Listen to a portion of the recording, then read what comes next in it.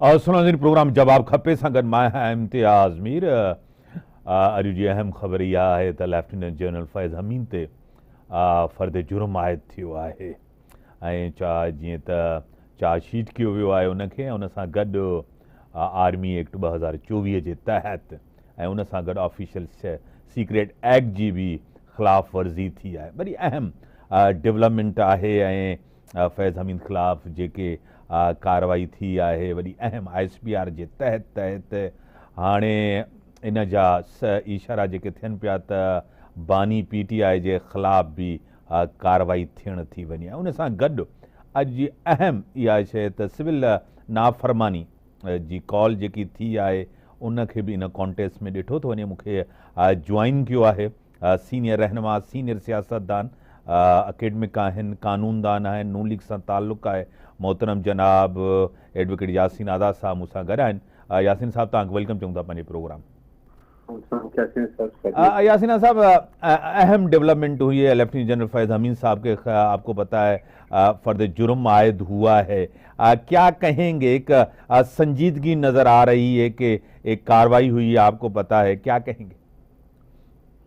वैसे जब उनकी गिरफ्तारी अमल में आई थी तो मैंने कहा ये बात कही थी कि ज़ाहिर की इन्वेस्टिगेशन जारी है और फ़ौज पाकिस्तान से ताल्लुक़ रखने वाले लोग जब किसी अपने बंदे को उठाते हैं तो कभी भी बगैर एविडेंस के नहीं उठाते। सही।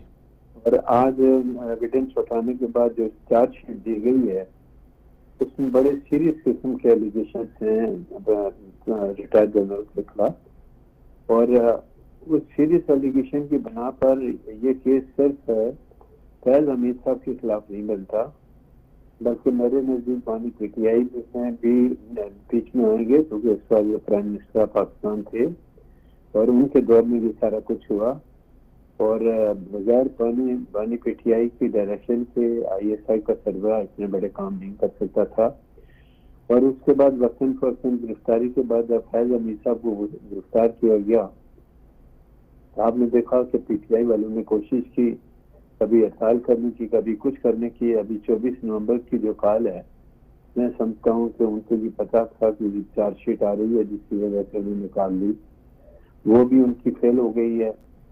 और अब जो चार्जशीट हो गई है अब ये केस चलेगा और इस केस के चलने से और उनके खिलाफ कानूनी कार्रवाई करने से एक मैसेज फ़ौज पाकिस्तान में भी जाता है कि इस बड़े लेवल पे बैठने के बाद आप जो है कोई ऐसी हरकत नहीं कर सकते जो कानून राय निजात नहीं देता। और ये मामला बड़ा सीरियस है और जो एलिगेशन फैज़ हमीद साहब पे लगे हैं उससे मुल्की मफादात तो अभी मामला है और मेरे ख्याल में अब जब केस प्रोसीड होगा तो ठोस एविडेंस जो है ना फैज़ पाकिस्तान के पास होगी ये मामला आगे चलेगा और ये मामला नजला जो है ये खाली फैज़ हमीद पे नहीं गिरेगा, इस वक्त की जो हुकूमत है उन लोगों पे भी गिरेगा और इसमें कौन कौन लोग इन्वॉल्व होते हैं ये चंद दिन में जो पोजीशन आपके सामने आ जाएगी। तो मैं ये समझता हूँ कि जो चार्जशीट दी गई और जो इल्जाम लगाए गए जाहिर है कि ये इल्जाम सारे के सारे प्रोसिक्यूशन में साबित करने हैं और मैं समझता हूँ कि उनके पास ठोस एविडेंस है तब इतना वक्त लिया और उसके बाद उन्होंने आज इनको चार्जशीट किया और आज चैनल पे ये खबर चल रही है। तो मैं ये समझता हूँ कि ये मुल्क के मफाद में बेहतर है क्योंकि ऐसे लोगों को जो इतनी बड़ी पोस्टों पर बैठ के this time check is brought to you by सोचो ना किस्मत आजमाए डॉन चाय जी पति असां लखपति बन है। अगर इस टाइप की एक्टिविटीज में इन्वॉल्व होता है वो अकेला इन्वॉल्व नहीं हो सकता, उसके साथ उस वक्त की हुकूमत भी शामिल है और अब उन लोगों में से कौन लोग इस मुकदमे में आते हैं ये चंद दिनों में आपको पता चल जाएगा कि उनके खिलाफ जो चालान बनता है वो भी इसी मिलिट्री कोर्ट में जाएगा या अलग जाएगा, इसका फैसला तो बड़े खुद करेंगे। लेकिन मैं ये समझता हूँ कि जो कानूनी स्टेप उठाया गया है बहुत अच्छा है और इसका रिजल्ट दिखना चाहिए। रिजल्ट निकलेगा तब डर और खौफ आएगा और फ्यूचर में शायद इस पोस्ट पर बैठा हुआ कोई आदमी अपनी पावर को मिसयूज नहीं करेगा। तो मैं इस स्टेप को अप्रिशिएट करता हूँ और ये मामला बनना चाहिए आगे कानून राय के मुताबिक फैज अमीन साहब को पूरा डिफेंस का मौका मिलना चाहिए ताकि उनके खिलाफ जो इल्जाम है वो डिस्प्रूव कर सके। तो मैं ये समझता हूँ कि अब उनका बचने के इम्कान बहुत कम है और बहुत सारे लोग भी इंशाल्लाह बहुत जल्दी आप देखेंगे कि इस केस के अंदर इन्वॉल्व हो जाए। जिस तरह सर आपने जिक्र किया कि बचना बहुत मुश्किल है, उसी के साथ ऑफिशियल सीक्रेट एक्ट की भी बात की भी है, ये भी वायलेशन है। एडवोकेट साहब क्या कहेंगे? बिल्कुल 100% वायलेशन है और वायलेशन करने वाला कौन है? सबसे बड़े एहसास अदारे का हेड। तो इसको कोई मामूली जुर्म नहीं कहते, बहुत बड़ा जुर्म है। और मैं ये समझता हूँ कि ऐसी सूरत में फैज अमीन साहब ने शायद उन्होंने ये सोचा ही नहीं होगा कि मेरी रिटायरमेंट के बाद इस तरह का मामला आगे बढ़ेगा। वो बढ़ा और मैं रियली अप्रिशिएट करता हूँ कि उन्होंने अपने ही इदारे के एक बहुत बड़े आदमी के खिलाफ चार्जशीट किया और तो बाकी लोगों को भी ये मैसेज दिया कि अगर हम अपने इदारे के हेड के खिलाफ इतनी कार्रवाई कर सकते हैं तो आप लोग क्यों नहीं कर सकते। ये मैसेज है हमारी हुकूमत के लिए भी। और बानी पीटीआई जो इस वक्त जिनके खिलाफ कई केसेस हैं, मैं ये समझता हूँ कि इस मामले में उनकी इन्वॉल्वमेंट और उनके कई दूसरे वज़रा भी इसमें इन्वॉल्व हो सकते हैं, लेकिन ये आने वाला वक्त बताएगा कि कितने लोग इन्वॉल्व होते हैं या नहीं। सीक्रेट एक्ट की वायलेशन जो है उसमें लाइफ इम्प्रिजनमेंट भी है, सारा कुछ है, सजा का तयन किया हुआ है। तो मैं ये समझता हूँ कि अब जो सूरत हाल है वो इंतहाई खराब सुनी ले, जो फैज अमीन साहब के लिए खराब साबित होगी और इसके लिए हमें और आपको इंतजार करना होगा। एडवोकेट साहब, एक अहम चीज आपको पता है 9 मई के वाकयात, जिस तरह प्राइम मिनिस्टर पाकिस्तान ने, पूरी सियासी क़यादत ने, चाहे पाकिस्तान पीपल्स पार्टी की क़यादत हो चाहे नून लीग की क़यादत हो, उसके बाद अगर 9 मई की आपको पता है उन किरदारों को सज़ा मिलती तो 24 और 26 आपको पता है नवंबर को, 9 मई के क़यादत जो वाक़यात हुए थे तो 24 नवंबर और 26 नवंबर को ये वाक़यात नहीं होते। क्या कहेंगे? देखिए, ये जो आज की चार्जशीट है ना, इसको 9 मई से आप अलग नहीं कर सकते। सही। 9 मई के मामले में भी जनरल साहब की इन्वॉल्वमेंट अपने सामने मौजूद है और 9 मई को जो कुछ हुआ उसमें मुझे तो सिर्फ ये अफसोस है कि जो सिविलियन कोर्ट में जिन लोगों का चालान हुआ और बाद लोगों के खिलाफ मिलिट्री ट्रायल भी हुआ, तो छोटे मोटे लोगों को तो आपने सजाएं दे दी, लेकिन जो बड़े लोग इस मामला में इन्वॉल्व हैं वो अभी तक बचे हुए हैं।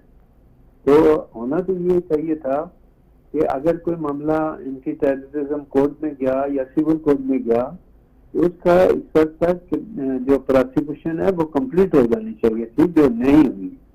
अब जो सूरत है उस सूरत के मुताबिक जो सूरत सामने नजर आ रही है कि जैसे मैंने पहले भी कहा कि बड़े लोगों की इन्वॉल्वमेंट होगी और आप देखेंगे कि ये चार्जशीट के अंदर किन लोगों का नाम आता है, किन लोगों को इन्वॉल्व किया जाता है, ये बहुत सारे मामला अभी सामने आएंगे और 9 मई को आप इस चार्जशीट से अलग नहीं कर सकते।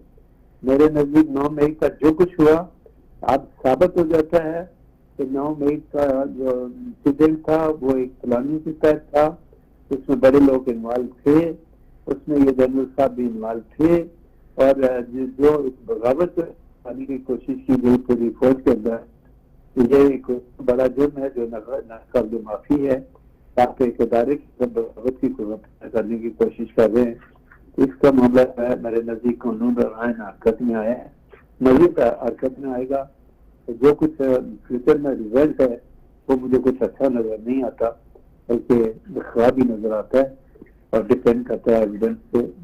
बाकी जो अल्लाह करेगा वही होगा। सर, सिविल नाफरमानी भी या मुल्क दुश्मनी समझ रहे, जिस तरह 9 मई मुल्क दुश्मनी थी, 24-26 नवंबर और ये कॉल, इसको भी कनेक्ट करते हैं आप फैज अमीन के साथ ही जो सिविल नाफरमानी की कॉल दी गई है। हेलो, हाँ सर, आवाज आ रही है? सवाल क्या किया? सिविल नाफरमानी की जो कॉल है, ये भी आप इसको भी मुल्क दुश्मनी समझते हैं जिस तरह प्राइम मिनिस्टर साहब ने कहा है? देखिए, जो कुछ फैज अमीन साहब ने कहा या जो कुछ उन्होंने किया, चार्जशीट तब पेश की जाती है जब आपके पास पूरी फुल फ्लेज एविडेंस आए, एविडेंस होते, और जाहिर है कि एविडेंस कलेक्ट करने के बाद उनके खिलाफ ये स्टेप उठाया गया, चार्जशीट दी गई है। आपको पता है उनकी गिरफ्तारी को मेरे ख्याल में 4-5 महीने से ज्यादा हो गया, और 4-5 महीने के बाद टाइम गुजरने के बाद जब उन्होंने पूरी एविडेंस कलेक्ट कर ली तब उन्होंने स्टेप उठाया है। तो अब एविडेंस क्या है वो तो आने वाला वक्त बताएगा। जब इनके खिलाफ चार्ज होगा, मिलिट्री कोर्ट में इनके खिलाफ कार्रवाई होगी। मिलिट्री कोर्ट का अपना एक तरीका कार है केसेस को चलाने का, और उसमें उनको जो लीगल असिस्टेंस दी जाएगी वो जज ब्रांच के लोग होंगे, और प्राइवेट काउंसिल को भी अगर मिलिट्री कोर्ट चाहे तो उनको एंगेज करने की इजाजत दे सकता है, लेकिन डिपेंड करता है मिलिट्री कोर्ट पे कि वो प्राइवेट काउंसिल एंगेज करने की इजाजत देते हैं या नहीं देते। लेकिन आइन का आर्टिकल 10 ये वाजह कहता है कि जब किसी के खिलाफ कार्रवाई हो तो फेयर अपॉर्चुनिटी दी जानी चाहिए। तो मेरे ख्याल में फौज पाकिस्तान को जो चार्जशीट की उनके खिलाफ आइन के आर्टिकल 10A के तहत फुल अपॉर्चुनिटी दें ताकि वो अपने डिफेंस में जो कुछ करना चाहते हैं वो कहें, और इसका जो फाइनल रिजल्ट हो उसको पब्लिक को भी पता चलना चाहिए कि उन्होंने क्या क्या गलतियां की हैं और इस गलती की सजा मुल्क को क्या मिली है। ये तमाम चीजें देखना बहुत जरूरी है। बड़ी मेहरबानी एडवोकेट यासीन आज़ाद साहब, आपका पॉइंट ऑफ व्यू और नून लीग का पॉइंट ऑफ व्यू और कानूनी पहलू को जिस तरह आपने क्लियर किया, आपका तज्जिया